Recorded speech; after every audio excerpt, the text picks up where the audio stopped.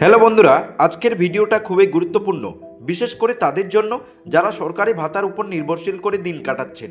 অনেকেই জানতে চেয়েছেন বা প্রশ্ন করেছেন, ভাতার 500 টাকা কি সত্যি বাড়লো, নাকি এটা শুধু গুজব।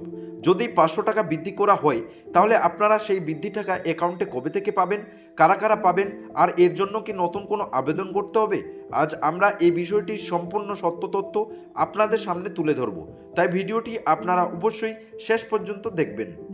মার্চ মাস থেকে নাকি বৃদ্ধ বিধবা ও প্রতিবন্ধী ভাতার 500 টাকা করে বেড়েছে। এই খবরটা পাওয়ার পর থেকেই অনেকের মনে প্রশ্ন এসেছে, এটা কি সত্যি খবর নাকি গুজব। অসহায় মানুষদের পশ্চিমবঙ্গ সরকার বিভিন্ন সামাজিক সুরক্ষার মাধ্যমে আর্থিক সহযোগিতা দিয়ে থাকেন, যেমন বার্ধক্য ভাতা, প্রতিবন্ধী ভাতা আর বিধবা ভাতা। এইসব ভাতার কি 500 টাকা করে বেড়েছে?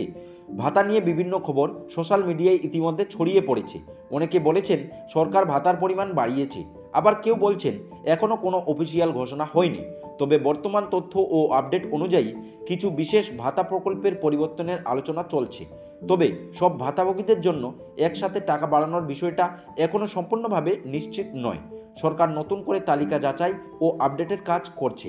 যদি ভাতার টাকা বাড়ানো হয়, তাহলে সরাসরি আপনার ব্যাংক অ্যাকাউন্টে পাঠানো হবে।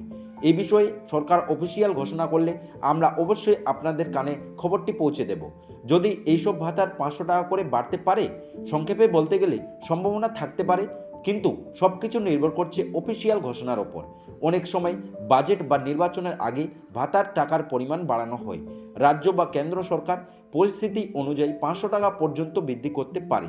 তবে এখনও পর্যন্ত এটা নিশ্চিতভাবে বলা যায় না যে 500 টাকা বাড়বে। বন্ধুরা, এখন আপনারা কি করবেন?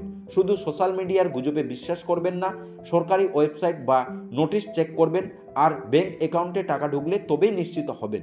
যদি ভাতার টাকা বাড়ায়, তাহলে বৃদ্ধ, বিধবা ও প্রতিবন্ধী মানুষদের জন্য অনেক বড় স্বস্তির খবর হবে। আমরা প্রতিদিন এই বিষয়টির উপর নজর রাখছি।